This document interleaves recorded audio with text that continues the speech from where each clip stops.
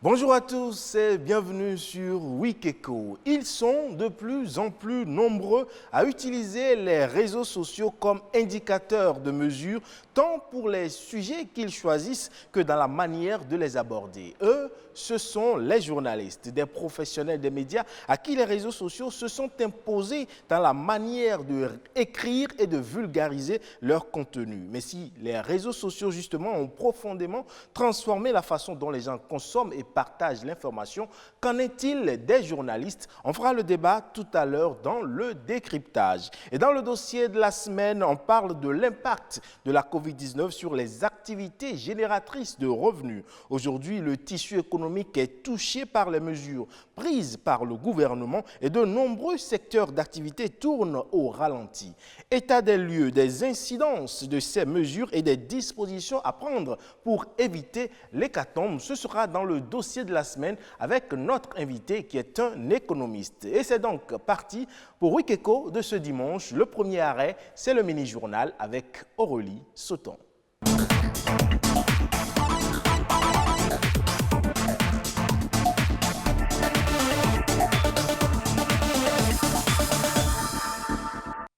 Madame, Monsieur, bonjour et bienvenue dans le mini-journal de ce dimanche sur Wikeko. Au menu de cette édition, la gestion de la COVID-19 au nombre des lieux rassemblant plusieurs personnes à la fois. On compte les salons de coiffure, ces endroits où la distanciation sociale n'est pas facile à respecter. Et pourtant, le contact entre clients et coiffeuses peut être un vecteur de transmission du coronavirus. Comment se déroulent aujourd'hui les activités de coiffure? Nadège Sani et Edwige Agossou sont allés faire le constat. Dans ce salon de coiffure situé en plein cœur de Cotonou, les habitudes ont changé depuis environ un mois. En cause, le Covid-19. Les mesures barrières pour limiter la propagation de cette pandémie sont de mise. Le port de masque est systématique et pour les coiffeuses et pour les clientes. En amont, pour avoir accès au salon, il faut se laver les mains à l'eau et au savon. Nos instruments sont stérilisés avant et après la prestation. Nous désinfectons encore à l'alcool. Déjà, le personnel est limité, donc du coup, on ne peut plus prendre autant de clientes. C'est vrai que ça joue un peu sur l'économie, mais on travaille un peu avec le système de rendez-vous. Les clients qui viennent sans rendez-vous, qu'on a déjà pris, les autres, on essaye de leur expliquer qu'ils peuvent venir à tel moment, le temps de finir avec ceux qui sont déjà là. Ici, plus question d'utiliser la même serviette pour plusieurs têtes. Une règle qui est observée aussi bien par les coiffeuses que par les coiffeurs. L'Institut de beauté est mixte. On prend la tondeuse, on nettoie avec alcool. On prend la brosse, on nettoie avec alcool. La peigne aussi, on nettoie avec alcool avant de commencer. Et le client même voit que ici, c'est propre. Tout est mis en œuvre pour rassurer la clientèle. Autre salon, même observance, les gestes barrières contre le coronavirus sont strictement respectés. Même si aucun client n'a voulu se prononcer, ils sont exigeants. On a essayé de suivre les recommandations du gouvernement. On nous a beaucoup préconisé le lavage des mains. Donc on a essayé de mettre un dispositif en place pour le lavage des mains. Nous avons du gel alcoolisé qui est là. Et on nous a demandé que tout le monde soit masqué. Donc on a les masques. On essaie de mettre les gants. À chaque fois, on essaie de les changer pour chaque client. Et puis, on essaye de toujours garder une distance, même si ça ne fait pas les 1 mètre, au moins une distance de 0,50 pour épargner les clients, pour que nous puissions nous-mêmes nous épargner. À Cotonou, plusieurs salons de coiffure, n'ayant pas installé le dispositif de lavage des mains, ont décliné notre sollicitation. Selon certains, le dispositif serait en cours de fabrication. En attendant la fin de la pandémie, bon nombre de femmes optent soit pour les foulards, soit pour les perruques, déjà en vogue depuis quelque temps. Ils font partie du décor qu'offre la façade de plusieurs entreprises et institutions à Cotonou. Ils assurent la sécurité des motos pour permettre aux propriétaires de ces engins à 2 roues de vaquer en toute quiétude à leurs occupations. Les gardes vélos, cette activité en plein essor semble nourrir son homme. Un reportage. Nous venons à 7h et à 20h nous fermons. Les gens viennent garer leurs motos et nous les surveillons. Nous n'avons jamais eu de perte de moto. Tel est le quotidien de Daniel. Son activité est de veiller sur ses motos.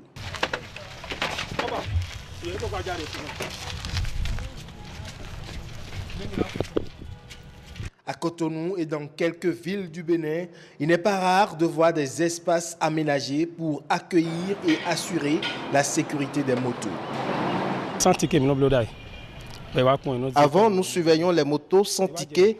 Quand les clients finissent de vaquer à leurs occupations, ils payent. De plus en plus, avec l'affluence de la clientèle, nous avons loué cet espace pour mieux veiller sur les motos. 250 à 300 motos, parfois plus. Le nombre chaque fois grandissant de motos à ces postes de garde vélo augmente le chiffre d'affaires des promoteurs. Cette activité permet aux jeunes qui s'y investissent de subvenir à leurs besoins. Cette activité est très rentable. C'est une bonne activité. Tu payes 100 francs toutes les fois que tu nous confies ta moto de jour comme de nuit. C'est par cette activité que nous payons le loyer, l'emplacement pour le garde vélo. Nous assumons les besoins de notre famille. C'est un métier qui est un peu difficile, mais c'est bon. Ça nourrit dans ma question. Bien que cette activité génère de bons revenus aux acteurs de ce domaine, ils font également face à des difficultés. Cette activité est très difficile. Quand tu assures la garde d'une moto, la crainte de la perdre est permanente. Voyez mes paumes de main. Elles sont sèches. Pire, les béquilles des motos nous déchirent les pieds. C'est pénible.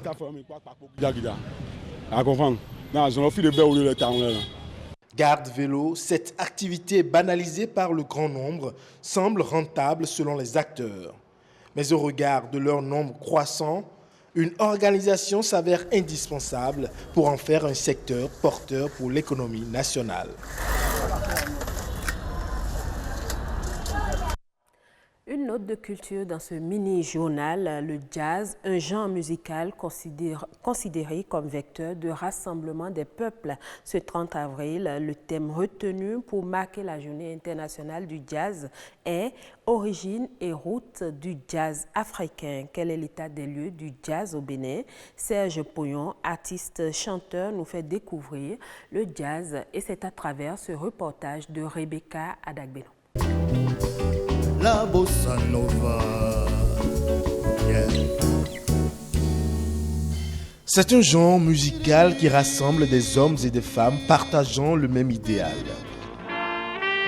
Créé à la fin du 19e siècle et le début du 20e siècle aux États-Unis par les Afro-Américains, le jazz serait d'origine africaine. Le jazz a évolué dans le temps, mais en partant d'un continent que l'on appelle l'Afrique, et l'Afrique noire. Donc pour moi, ce ne sont pas les rythmes du Bénin qui ont été transportés aux États-Unis et sont devenus le jazz. Ce ne sont pas les rythmes uniquement du Sénégal, ce ne sont pas uniquement les rythmes du Congo ou de l'Afrique australe. C'est tout cet ensemble-là qui a été transporté par nos ancêtres, les esclaves, qui, une fois de l'autre côté de l'Amérique, après avoir traversé l'océan Atlantique dans les raisons que l'on sait, ont cherché à retrouver la rythmique d'origine. C'est donc un mixage de tous les rythmes venant d'Afrique. Plus tard, cette sonorité a été exportée dans le monde et aussi au Bénin. Malheureusement, les chanteurs béninois spécialistes du jazz se font rares. En effet, ce style musical impose le respect de quelques principes de base. Étant donné la spécificité du jazz, beaucoup parmi les artistes musiciens qui pratiquent le jazz se noient dans d'autres formules musicales. Vous avez par exemple des individualités, des musiciens qui, en tant qu'individus, sont bons musiciens de jazz, ont tout à fait compris la technique de la musique, mais pour des raisons alimentaires, pour des raisons de pratique professionnelle, pour des raisons d'intérêt de toutes sortes, préfèrent se noyer dans des groupes plus structurés, ce qui fait qu'ils perdent leur spécificité de jazz. Vraiment, il y en a énormément parmi les musiciens du Bénin, énormément. Chaque année, une ville différente est sélectionnée pour accueillir ce festival international. Ainsi, cette journée est l'occasion pour mettre en évidence, à travers le jazz, l'identité africaine et le potentiel créatif du continent qui a inspiré cette musique. Voilà, ce sera tout pour ce mini-journal. Restez en notre compagnie sur Wikeko. Merci à vous, Aurélie Sauton. Et à présent, on installe le plateau décryptage.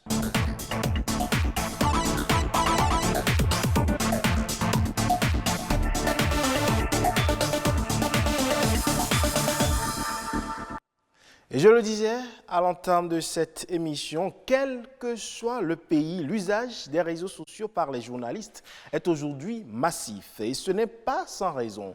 De plus en plus d'internautes préfèrent lire les informations sur les réseaux sociaux, ce qui oblige les journalistes à changer de paradigme. Mais à quelles conséquences, à quel prix s'expose-t-il ainsi sur les réseaux sociaux? On en débat avec deux confrères sur ce plateau. Jacques Boko, journaliste, bonjour. Bonjour. Vous allez bien? Ça va. Merci d'être là. Ça va. À côté de vous, Marcel Zoumenou. Bonjour Marcel. Bonjour Ivan. Vous allez bien? Très bien. Alors Marcel, une question simple. Quelle relation entretenez-vous avec les réseaux sociaux? Bon, moi, je dirais peut-être que les réseaux sociaux, c'est une relation de complicité. Et de plus en plus, moi, j'arrive à passer une journée entière sans lire quelque chose sur Facebook ou WhatsApp. Et donc, je peux dire que c'est une relation de complicité. Et au début, j'étais un peu réticent parce que je trouvais que les médias sociaux nous occupaient et ne nous permettaient pas de nous concentrer. Mais avec l'évolution de notre métier, j'ai constaté qu'on ne pouvait plus faire ce métier sans faire recours à ces médias sociaux. Et donc, j'ai mordu à l'hameçon et je suis dedans à plein temps. Okay. Alors Jacques, vous? Non, oui, bien sûr. Les réseaux sociaux constituent, disons, en quelque sorte nos compagnons. Puisque lorsque vous êtes...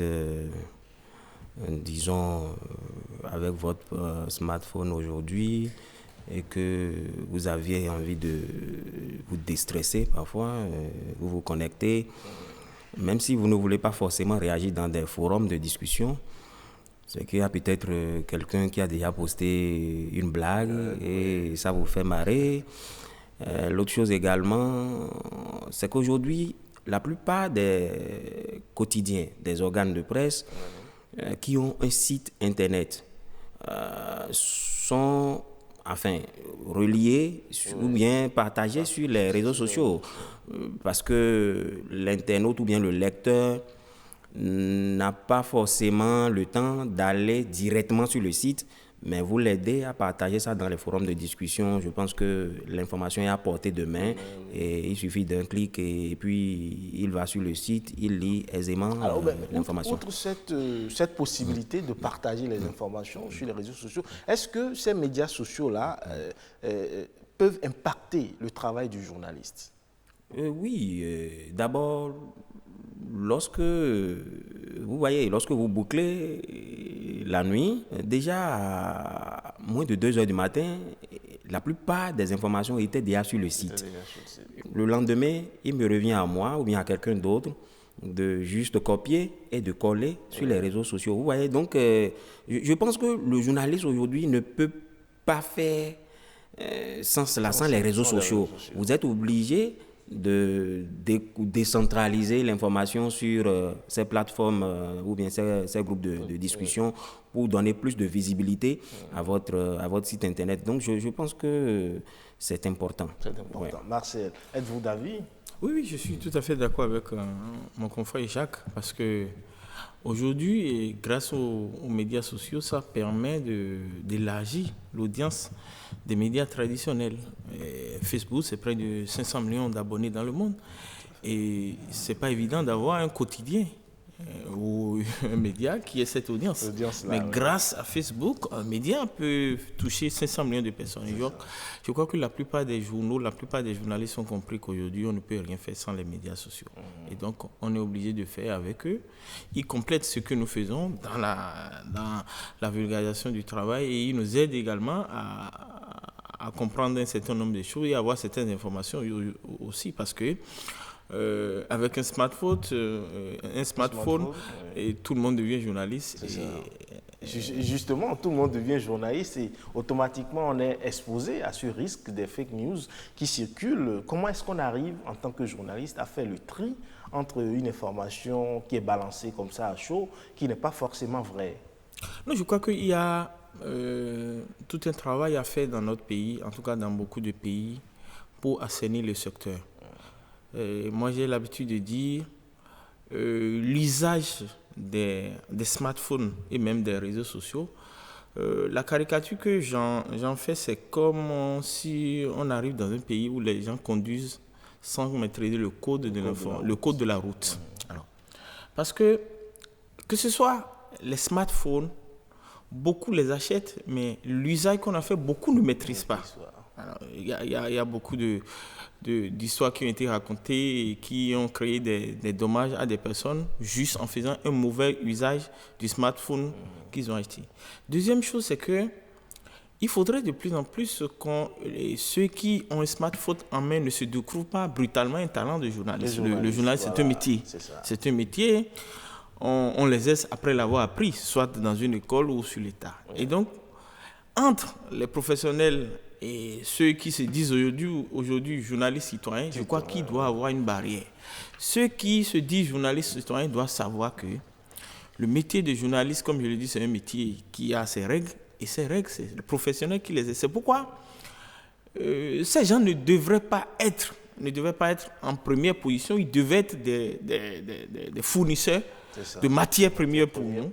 Parce que c'est nous qui avons appris à vérifier, c'est nous qui avons appris à checker et à sortir ce qui est bon de tout ce qui est mauvais. Et donc, c'est ce travail qui doit nous différencier avec monsieur tout le monde qui a un smartphone et qui découvre brutalement un matin les talents de journaliste. Je crois qu'il y a un travail à faire pour que nous puissions travailler avec ceux-là, mais que ceux-là ne nous remplacent pas.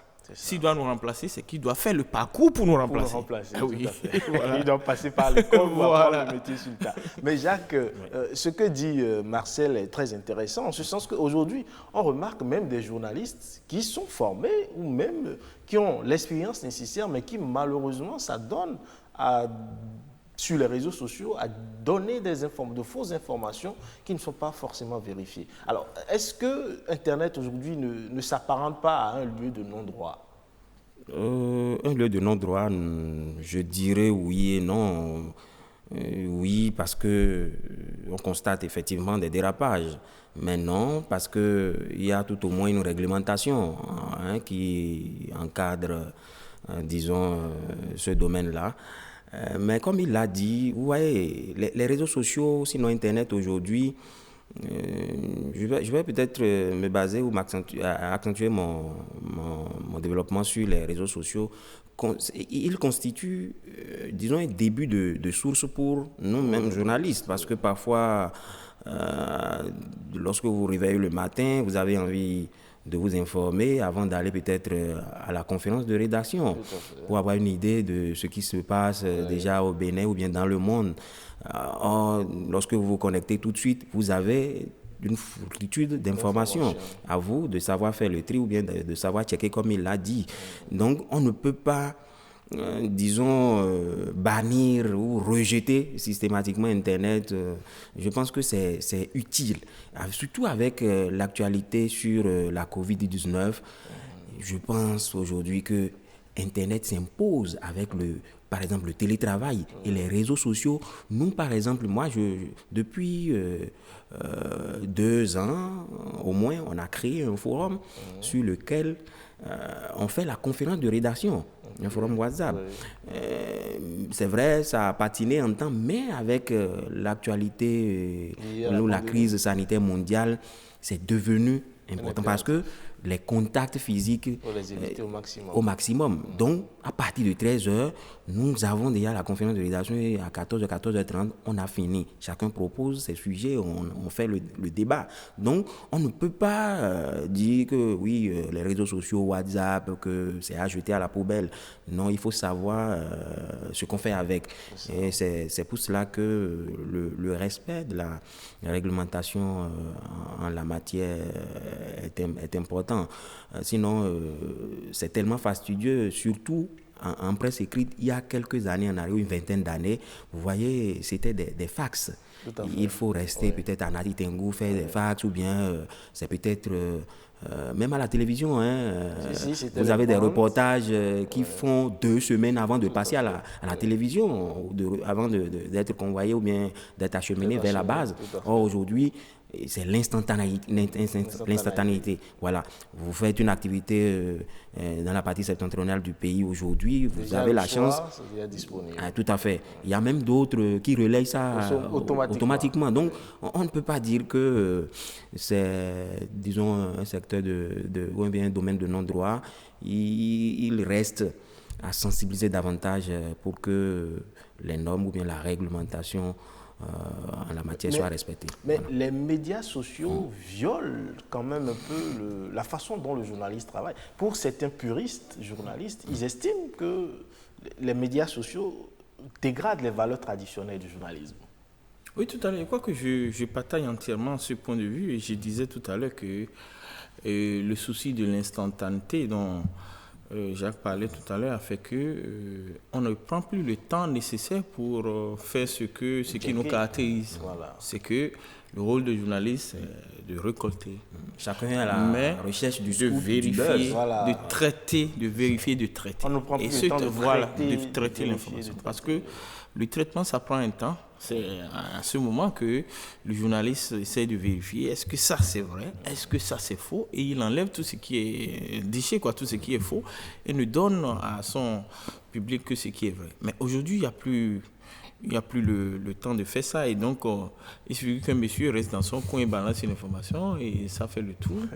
La dernière fois, c'est la présidente de la grande chancellerie qui est décédée, qui serait décédée et que tout le monde. Donc il y a plein de choses. Comme hier, j'étais là quand un confrère m'appelle pour dire mais il faut que tu m'aides à vérifier. Là, j'ai appris que le DG de la Sojima a été arrêté. J'ai dit bon. Donc c'est des choses parce qu'il a lu ça sur un forum. Et donc, moi je lui ai dit, je n'en sais rien, je vais vérifier. Bon, peut-être s'il voulait faire du buzz, il va balancer et puis ça va devenir une information. Est-ce que ce n'est pas aussi le lecteur qui oblige certains journalistes à préférer le scoop? Parce que le lecteur a tendance, avec les médias sociaux, à chercher l'information première. Il est toujours à la quête de l'information chaude. Oui, je suis d'avis, mais le lecteur n'oblige pas. Le lecteur n'oblige pas le journaliste à sortir une information qui est fausse. Parce que quand l'information est fausse, le journaliste perd en crédibilité et il risque des poursuites. Alors, rien ne lui coûte de prendre son temps. Je connais des médias sur le vieux continent qui, malgré l'évolution aujourd'hui de la technologie, de tout ce que nous avons, continuent de ne pas se donner à donner des scoops, à prendre le temps nécessaire pour vérifier avant de publier. Et ces médias, malgré tout ce qui existe aujourd'hui, ont toujours quand même leur audience et leur crédibilité sur la place. Et je crois que nous devons travailler à cela. Alors, l'autre aspect auquel les médias sociaux nous exposent, on a pu le constater. Aujourd'hui, le Bénin a dégringolé, sérieusement dégringolé dans le classement Reporters sans frontières. Et l'une des raisons évoquées, ce serait qu'un journaliste a utilisé les réseaux sociaux pour partager une information. Et pour ça, il a été emprisonné. Cela nous a permis de dégringoler énormément. Cela montre également... Ce classement-là montre à quoi on s'expose en tant que journaliste. Tout à fait, tout à fait. Et je pense que ce qui nous différencie du citoyen lambda, c'est la vérification de l'information. Et la question que vous avez posée tantôt à Marcel, ça nous interpelle, c'est la responsabilité sociale du journaliste. Il faut vérifier, aller vers différentes sources. Ce n'est pas de s'arrêter à une seule source. J'ai lu, par rapport à l'information sur la grande chancelière, par exemple, une journaliste qui a dit que c'est vrai. Sans avoir pris le temps de vérifier. C'est quelqu'un d'autre qui est venu la rectifier, alors que le journaliste dans l'opinion, c'est la crédibilité. Tout à fait, vous voyez, parce que peut-être, voilà, et celle dont je parle a dit que c'est un confrère qui lui a balancé l'information inbox, donc elle a cru, elle a foi en ce confrère, vous voyez, sans chercher. Vous voyez comment on peut se tromper de source en source. Donc c'est pourquoi ce qui fait la différence entre nous et les citoyens ordinaires, c'est ce don que nous avons, ce professionnalisme normalement que nous devons développer. Et c'est pour cela que c'est qu'il faut aller de plus en plus au papier de fond, à l'investigation. C'est ça, le compte rendu, la recherche du scoop, certes. Le scoop polarise votre site ou bien votre organe de presse, ça draine du monde. Le nombre de vues, ça s'accroît. Et avec ça, les annonceurs peuvent venir. Mais je pense que on peut essayer de faire autrement aussi et gagner en popularité, en crédibilité, parce que lorsque la crédibilité y est, je pense que les annonceurs peuvent également venir. Donc, pour en venir à la question de dégringolade, bon, Reporters sans frontières n'a pas tort, n'a pas dit faux. Nous avons constaté, oui, et le Reporters sans frontières l'a même dit que c'est la première fois en Afrique de l'Ouest qu'un journaliste a été en Afrique même, qu'un journaliste a été emprisonné à cause d'un tweet. Vous voyez. Pourtant, l'information est là, peut-être sortie de son contexte, et ça a créé la détresse émotionnelle, etc. Mais je pense qu'on pouvait prendre du recul et analyser autrement. Bon, professionnalisme, nous allons toujours insister sur le mot. Voilà. Marcel, le professionnalisme face aux réseaux sociaux, l'utilisation Facebook, Twitter, WhatsApp. Non, et je crois qu'aujourd'hui, comme je l'ai dit, on ne peut plus faire ce métier sans faire usage de ces outils, mais il faut les utiliser dans les règles de l'art. Maintenant, pour parler du classement de Reporters sans frontières, c'est vrai que le classement a parlé du cas de ce journaliste, mais ce n'est qu'un cas singulier. Le classement a fait recours à beaucoup d'autres cas, a parlé des médias qui sont fermés et a parlé évidemment de ce cas, mais a beaucoup plus mis l'accent sur la loi, le code du numérique qui est aujourd'hui, qui est responsable, si on peut le dire, voilà, sur la tête de tous les journalistes et à cause de qui le journaliste a été emprisonné et à cause de qui d'autres journalistes sont inquiétés actuellement.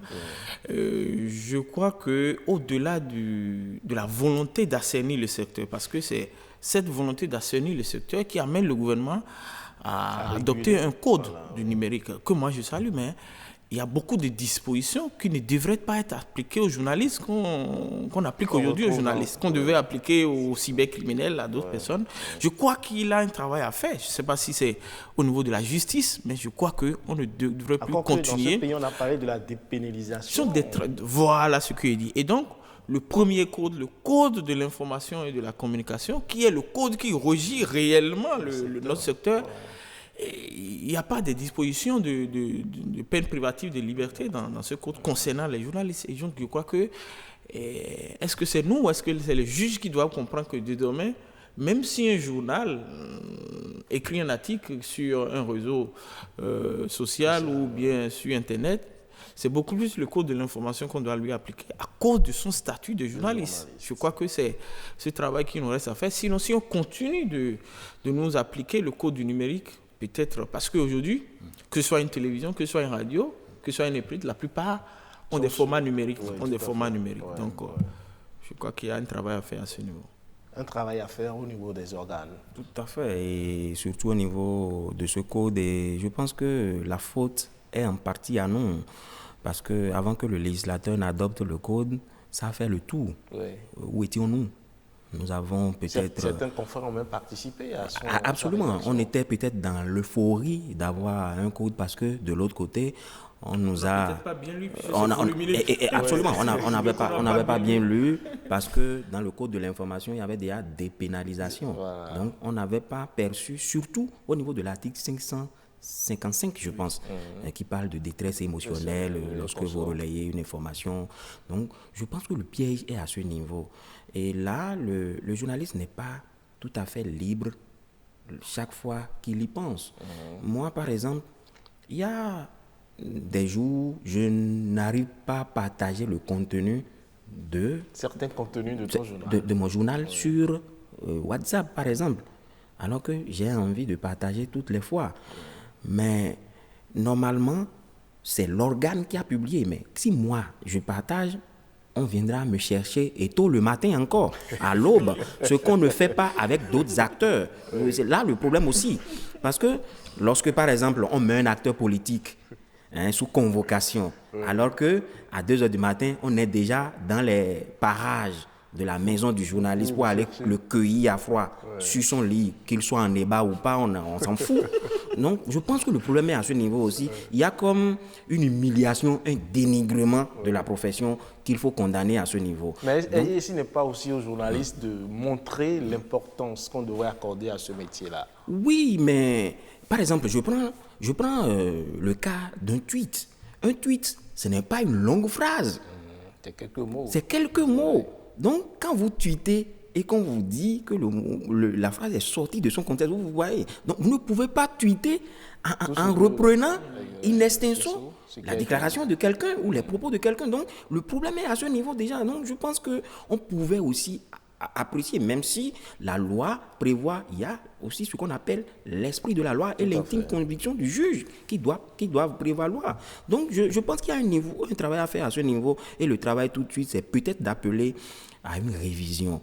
Donc, que les professionnels des médias, au-delà des discours ou des rassemblements, des réjouissances à l'occasion du 3 mai, qu'on s'y penche, qu'on fasse des propositions, qu'on fasse des démarches vers des institutions qui peuvent nous aider à réintroduire à nouveau le code au niveau de l'Assemblée nationale, que ça soit revu à ce niveau. Parce que j'ai l'impression qu'on a donné par la main droite et on reprend par la main gauche. Donc, il y a un travail fondamental à faire parce que lorsque vous êtes journaliste et que vous avez cette épée de Damoclès qui plane sur vous, vous n'êtes pas libre de votre métier. Vous avez envie de critiquer certaines choses et vous vous dites, mais et si ça sortait, quel serait mon sort? Est-ce que les gens ne viendront pas à 1 h du matin me chercher? Voilà. Marcel Zoumenou, il faut aller vers une relecture, en tout cas de cette partie-là dans le code du numérique. Oui, je crois qu'il y a même un projet que conduit actuellement l'ODEM sur le livre 5, si je ne me trompe pas, c'est le livre qui parle des sanctions. Où on demande même à aller à une relecture parce que si ça continue comme ça, peut-être que la plupart des journalistes béninois iront en prison. Voilà, donc, moi, le dernier mot, c'est à l'endroit de tous les confrères. Je crois que si nous devons continuer à exercer ce métier, nous devons faire de plus en plus attention. Parce que nous cohabitons avec des outils qui nous exposent plus. Ces outils, c'est les outils dont on vient de parler, les réseaux sociaux et puis Internet qui nous exposent plus. Parce que plus nous écrivons, plus il y a beaucoup de gens qui lisent ce que nous écrivons aujourd'hui. Et donc, la seule solution, la panacée, c'est le professionnalisme. Vérifier toute information avant de la publier. Ça peut être l'information la plus idiote, il faut la vérifier avant de publier. Merci à vous, Marcel Zoumenou. Jacques Boko, merci d'être passé sur ce plateau. C'est moi. Merci. Ouais. Et on installe le plateau dossier de la semaine à présent.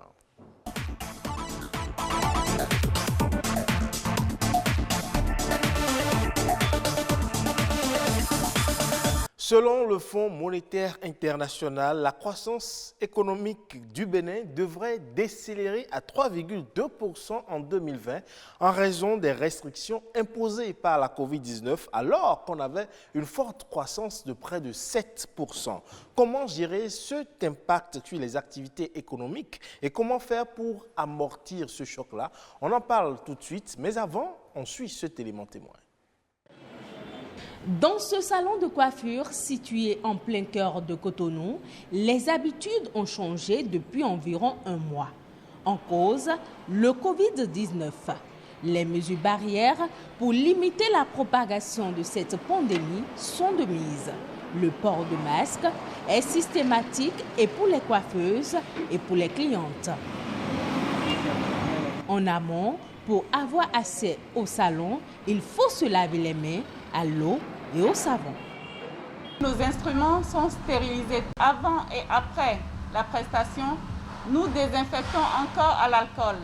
Déjà, le personnel est limité, donc du coup, on ne peut plus prendre autant de clientes. C'est vrai que ça joue un peu sur l'économie, mais on travaille un peu avec le système de rendez-vous. Les clients qui viennent sans rendez-vous, qu'on a déjà pris, les autres, on essaye de leur expliquer qu'ils peuvent venir à tel moment, le temps de finir avec ceux qui sont déjà là.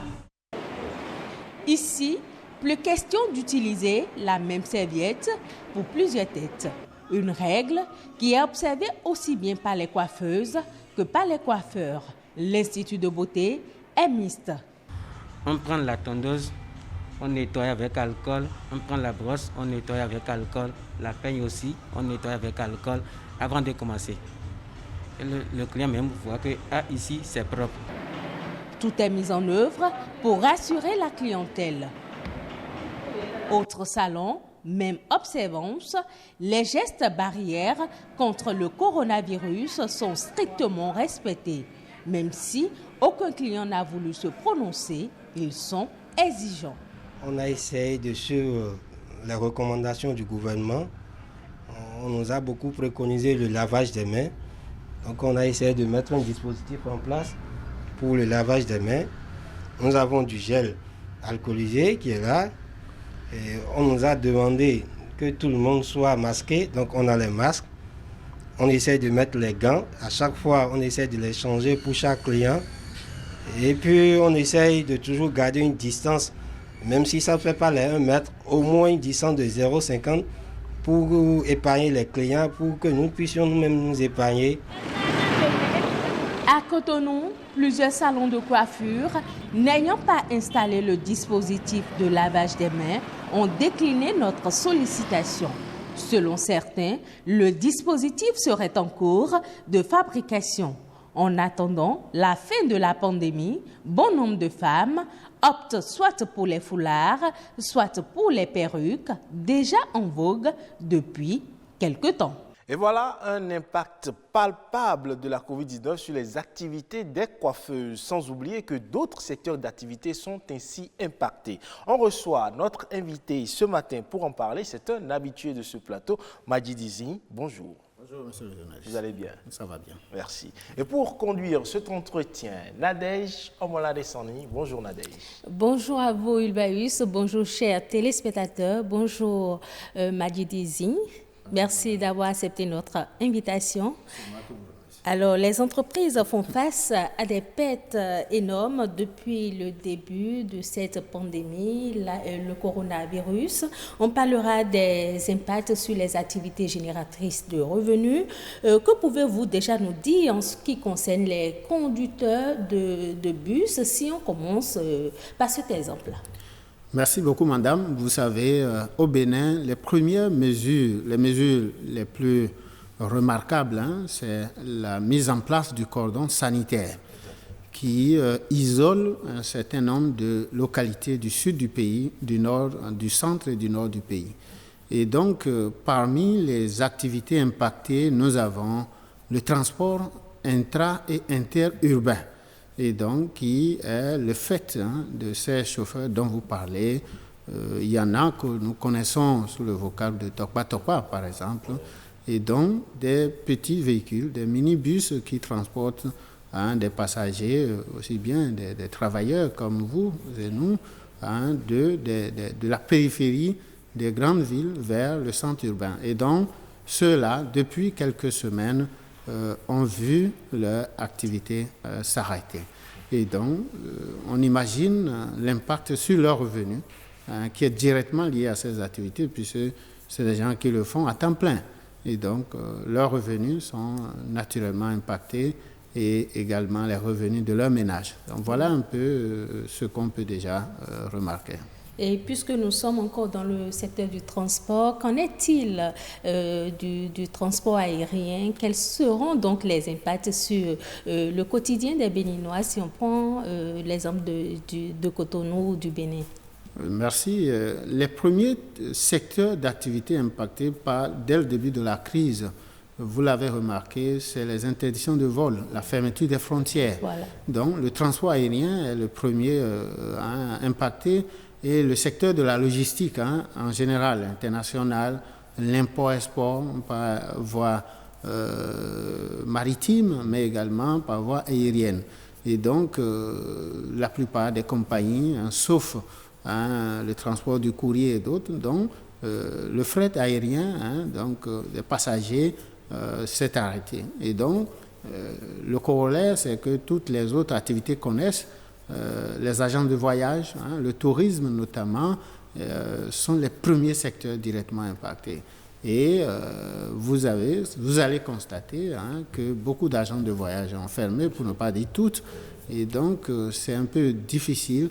Et donc, les métiers connaissent autour de la logistique, du transport aérien, du tourisme, de l'hôtellerie, sont sérieusement impactés depuis la mi-janvier, surtout pour nos pays. Et donc, c'est vraiment un problème. Et on espère que dans les semaines à venir, on ait des mesures d'atténuation, d'impact et à moyen terme, des mesures de relance de tout l'appareil économique de nos pays. De nos pays. Alors, vous l'avez vu tout à l'heure dans le reportage, les salons de coiffure sont également au ralenti. Les clients ne pensent plus généralement à se refaire une beauté. Tout le monde reste à la maison. Quelles seront donc les conséquences sur ce secteur-là? Merci. Vous savez, la baisse du chiffre d'affaires est la conséquence immédiate, puisque le nombre de clients baisse, donc vous avez une baisse du chiffre d'affaires. Pendant ce temps, si vous avez loué votre salon, le propriétaire, lui, il attend. Il continue de percevoir son loyer. Vous avez des charges à assumer. Donc, le déséquilibre va se creuser. Très rapidement au niveau de la trésorerie de ces entreprises, ces petites entreprises, il faut le préciser. Donc, c'est des secteurs très vulnérables de cette crise. Et globalement, vous savez, les populations, du fait du confinement qui ne dit pas son nom, puisque nous, on n'a pas confiné la population ici, mais les mouvements sont restreints. Restez chez vous, le fameux slogan. Restez chez vous, ça veut dire quoi? Vous ne sortez pas. Donc, naturellement, les gens peuvent encore patienter, les femmes peuvent encore garder leur tresse. Et donc, voilà. Mais nous autres, on ne peut pas les garder longtemps parce que les barbes poussent vite. Voilà. Mais dans un contexte pareil, dans un contexte pareil, est-ce que le FMI a raison de dire que notre croissance économique va décélérer? Sans être, même si vous n'êtes pas technicien, économiste pur et dur, la croissance, c'est quoi? C'est l'accroissement du volume des activités, des richesses que vous créez dans le pays. Donc, s'il n'y a pas d'activité, c'est que le volume d'activité va baisser. Vous n'allez pas créer de la valeur. Vous êtes producteur, vous ne produisez pas. Vous êtes secteur du tourisme, vous n'avez pas d'activité. Or, c'est l'ensemble de tout ça qu'on ajoute pour avoir le produit intérieur brut et la croissance. Donc, logiquement, pas d'activité, ralentissement de l'économie, il y aura ralentissement de la croissance. Oui. Alors, le gouvernement est donc conscient des énormes pertes pour les conducteurs de bus, les tenanciers de bars, les artisans. Une opération de recensement a même été lancée pour ce corps de métier-là. Est-ce qu'un accompagnement du gouvernement pourrait permettre à ces corps de métier de relancer réellement leurs activités? Tout à fait, c'est indispensable. Et le gouvernement a bien fait de lancer un recensement. Vous voyez, c'est le parent pauvre de nos pays. Les gens, ils mènent des activités, parfois ils ne sont pas organisés. Donc, s'ils avaient des associations bien structurées, c'est facile, c'est là où il faut profiter pour sensibiliser les gens. L'important de s'organiser. Si vous êtes organisé, il y a un répertoire des acteurs, c'est facile. À titre privé, nous avons fait un don la dernière fois, dans le cadre d'une amicale des anciens étudiants béninois au Maroc. Nous avons fait un don à 105 conducteurs de taxi. On s'est appuyé sur l'association pour avoir leur liste avec des pièces à l'appui pour pouvoir les appuyer. Et donc, quand il s'agit du gouvernement, c'est tout le pays, tous les transporteurs concernés. Donc, c'est tout à fait normal de recenser pour éviter que ça aille dans tous les sens. Et donc, l'aide du gouvernement va aider cette corporation à atténuer un peu les difficultés. Voilà, et donc c'est tout à fait salutaire. Et il faut le faire dans tous les secteurs d'activité qui sont impactés. Vous savez, dans les pays voisins, nous avons vu des mesures plus généreuses que ça, où il y a des transferts d'argent et tout. Il y a peut-être que des factures qui sont payées. Voilà, les Béninois certainement s'attendent aux mêmes mesures ici, mais comparaison n'est pas raison. Tous les pays n'ont pas les mêmes moyens. Notre pays, son économie... ça me fait me rappeler un reportage dans lequel des vendeurs de friperies de Missebot demandaient par exemple au gouvernement de demander aux propriétaires de suspendre par exemple le loyer pour 1 mois ou 2 mois ou à défaut de subventionner le loyer pour eux. Tout le monde peut demander des subventions au gouvernement. Je ne sais pas, est-ce qu'ils payaient régulièrement leurs impôts? Les ressources de l'État qu'on va utiliser, c'est les impôts de tous les citoyens, des entreprises. Donc, si vous avez l'habitude de payer vos impôts, vous êtes de bons contribuables, vous êtes dans votre droit de demander à votre gouvernement... Mais ça pose un problème. Quand vous dites ceux qui paient les impôts, en ce moment où il y a recensement, comment est-ce qu'on peut savoir que tous ceux que le gouvernement veut aider paient leurs impôts? C'est une situation exceptionnelle. On peut s'arranger à ne pas faire cette distinction. Mais idéalement, les ressources que l'État va utiliser, ça vient d'où? Ça vient des impôts que nous payons, les entreprises, les particuliers et d'autres formes de ressources. Donc c'est indispensable pour tout le monde se rend compte que cette crise ne connaît pas le riche, il ne connaît pas le pauvre, il ne connaît pas celui qui paye, celui qui ne paye pas. Donc pour que nos systèmes sanitaires fonctionnent, on a besoin des ressources pour former le personnel, pour équiper nos infrastructures sanitaires. Donc il faut profiter de ça pour sensibiliser. Maintenant, vous avez des difficultés, vous demandez l'appui de l'État. Quand l'État vous demande de vous organiser, vous fuyez. Et donc, maintenant que vous avez des difficultés, vous appelez l'État à l'aide. Donc, quelqu'un va payer pour qu'on aide quelqu'un qui ne paye pas. C'est un peu ça. Donc, notre devise, c'est fraternité, justice, travail. Donc, la justice, elle est où? Quelqu'un paye, l'autre ne paye pas. Et on utilise ce que l'autre a payé pour aider celui qui... Il n'y a plus de justice. Donc, la justice fiscale exige que tous les contribuables payent. Et maintenant, quand il y a des difficultés, les ressources de l'État servent à aider les pauvres, à être redistribuées sous différentes manières, les filets sociaux. Il y a plusieurs mécanismes. Mais comme c'est une situation exceptionnelle, notre pays va recevoir certainement, est en train de recevoir des aides d'ailleurs, mais aussi c'est le moment de saluer la générosité des Béninois qui ont contribué à mobiliser les ressources dans le compte que l'État a créé, voilà. Pour aider. C'est une situation exceptionnelle. Justement, qu'est-ce qu'on pourrait faire pour les couches les plus vulnérables? Pour les couches les plus vulnérables, un peu plus banal. Vous avez parlé de la facture d'électricité et d'eau. Quand on prend l'eau, par exemple, c'est la denrée la plus utilisée aujourd'hui pour laver la main. Ou bien, donc, il faut faire un effort pour subventionner l'eau. Il faut aller au secours de ces populations en leur, dans la mesure du possible, mettre à la disposition des populations le masque. Vous savez, 200 francs dans un village, c'est beaucoup. C'est beaucoup. Il y a des ménages qui n'ont pas 200 francs par jour pour manger, avant même d'en prendre pour aller acheter un masque. Dans les villages, on achète un habit une fois par an, vous savez, pendant les fêtes. Alors maintenant, vous allez chez le couturier, vous dites, je vais acheter un masque et changer. Il y a une problématique importante, mais l'exigence de protection, tout ça pour préserver la santé des populations, mais nous devons tenir également compte des ressources, des revenus de ces populations pour aider ceux qui sont vulnérables à accéder aux mêmes mesures barrières de protection pour limiter la propagation. Si vous devriez faire des propositions concrètes, vous parliez tantôt des masques, il aurait fallu par exemple que le gouvernement dote ces couches les plus vulnérables là, de masques par exemple. Vous savez, il y a plusieurs méthodes. Dans chaque village, il y a un couturier. Dans chaque village, il y a un couturier. Donc, à défaut il faut aider les couturiers à accéder à la matière première, le tissu et tout ça, et pour pouvoir peut-être vendre à 25 francs aux populations. On ne dira pas gratuit. Moi, je préfère qu'on achète. Vous savez, tout le monde prend le pure water. Vous savez, voilà. Donc, de faire en sorte que le masque devienne le pure water, que les gens achètent aisément. Voilà. Donc, c'est à 25 francs. Donc, pour moi, ce serait vraiment salutaire. Ça veut dire appuyer les petits artisans, la coopération des artisans, les couturiers, pour que ça aille vite. Ils produisent massivement et pouvoir les vendre. Ça veut dire qu'on donne des exonérations aux couturiers et tout ça, et eux, ils répercutent ça sur le prix.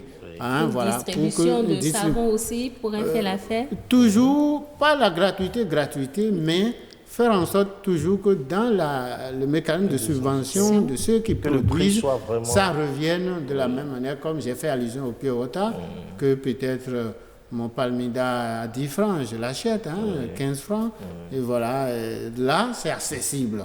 Parce que si on va distribuer, ça risque d'aller dans tous les sens. Dans tous les sens, et on ne connaît pas souvent la portée. La portée, voilà. Et tout le monde doit savoir que c'est l'effort de nous tous, parce que c'est notre vie collective, c'est notre vivre ensemble qui est menacé, c'est notre existence même qui est menacée. Donc tout le monde a intérêt à contribuer.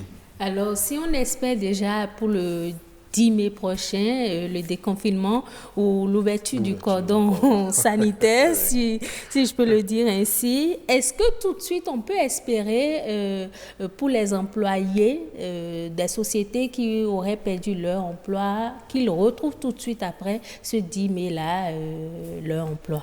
Oui, effectivement, il y a plusieurs catégories. Les activités qui ne vont pas rouvrir, où la probabilité de réouverture est très faible. Quand nous parlions du transport aérien et tout le reste, donc s'il n'y a pas d'activité, c'est comment, dans le cadre de la loi, le Code du travail, les dispositions de la loi, permettre à ces salariés qui sont des personnels de ces entreprises qui sont à la maison de pouvoir quand même continuer à toucher leur salaire.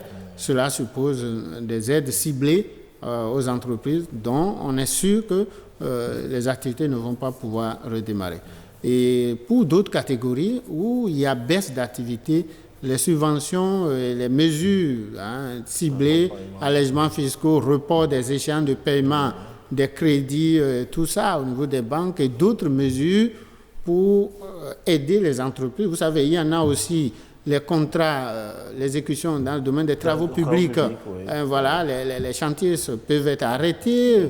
Il faut aussi aider en termes de report des échéances et tout ça. Si les entreprises reçoivent des aides de l'État, elles vont répercuter ça sur leur personnel. Donc, je pense que c'est comme ça que le raisonnement est fait.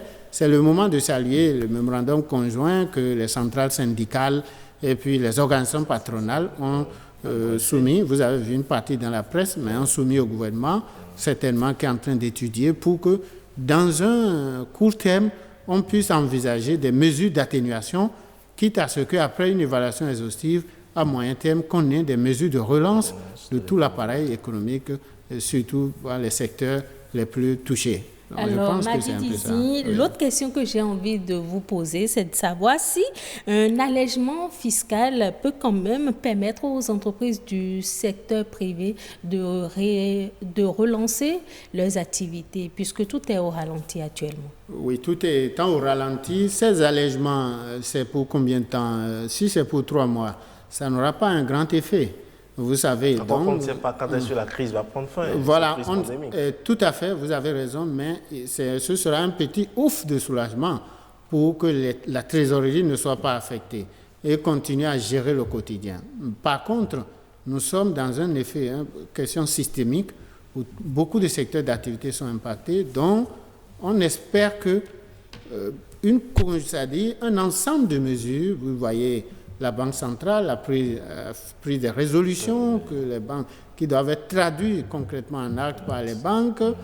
Il y a également des aides annoncées par les partenaires au développement, le FMI, la Banque mondiale. Donc, il y a plusieurs volets, le volet sanitaire pur, mais il y a aussi un gros volet économique donc, où il faut relancer la machine, soit par l'offre, c'est-à-dire les appuis aux entreprises pour relancer l'appareil productif, mais également par la demande, l'amélioration du pouvoir d'achat des populations. Parce que si on aide des entreprises qui redémarrent leurs activités, si les populations n'ont pas un revenu consistant, ils ne pourront pas consommer. Donc, il y a des mesures qui peuvent cibler la demande, baisse de TVA par exemple, d'autres mesures qui améliorent le pouvoir d'achat du consommateur. Donc, c'est ce qu'on remarque un peu partout. Et justement, par rapport aussi à la relance, c'est souvent consacré une partie de la richesse, un pourcentage du PIB, pour constituer un fonds de relance qui doit être... Quelles sont donc les stratégies à mettre en place pour une relance effective des activités après la crise? Les stratégies, c'est d'abord la communication. Les médias ont beaucoup de rôle à jouer pour poursuivre la sensibilisation, mais concrètement, il faut que notre pays, à l'image des autres pays de la sous-région, un peu partout dans le monde, élabore un bon plan de relance après une évaluation exhaustive de l'impact de la Covid sur l'ensemble de l'économie. Et maintenant, comme les autres l'ont fait aussi, peut-être prendre 1% du produit intérieur brut. Voilà, je ne vais pas avancer un chiffre ici, mais nous avons entendu des milliards ailleurs. C'est aussi les chefs d'entreprise attendent ici aussi que l'État mette en place un mécanisme pour soutenir l'appareil productif, le secteur primaire, le secteur secondaire, le secteur tertiaire. Le coton en a besoin, la petite industrie en a besoin, l'hôtellerie en a besoin, le tourisme, les agences, l'événementiel. Vous voyez, la culture, tout s'est arrêté, le sport, tout le monde a besoin de quelque chose pour compenser les pertes, mais aussi parce que certaines entreprises risquent de fermer, malheureusement, et on ne doit pas souhaiter ça. Il faut préserver les emplois à tout prix. Je pense que c'est le message du gouvernement. Préserver les emplois et relancer la machine. Merci. On aura du mal à atteindre notre taux de croissance auquel on était. Ça, c'est un autre débat, mais mathématiquement, la croissance sera affectée. Il y aura une petite baisse, parce qu'on était déjà affecté par la crise avec le Nigeria, la fermeture. Ça vient s'en rajouter. Prions tous pour que... Surtout notre pays dépend de l'extérieur. Voilà. On croise les doigts. Voilà, mais on travaille. Oui, on travaille. On travaille et on croise les doigts. On croise les doigts, voilà. Alors, Ibaïs Balogun, merci de nous avoir reçus sur ce plateau. Majidi Ezi, voilà, merci d'être passé sur le plateau de BB24. Merci à vous, monsieur Majidi Ezi. Merci Nadège Omoladessani. Week Echo prend fin ici. C'est tout pour ce dimanche. Retrouvez l'émission sur notre chaîne YouTube, celle de l'ORTV, et en nouvelle diffusion demain lundi à 11h. Merci et à bientôt.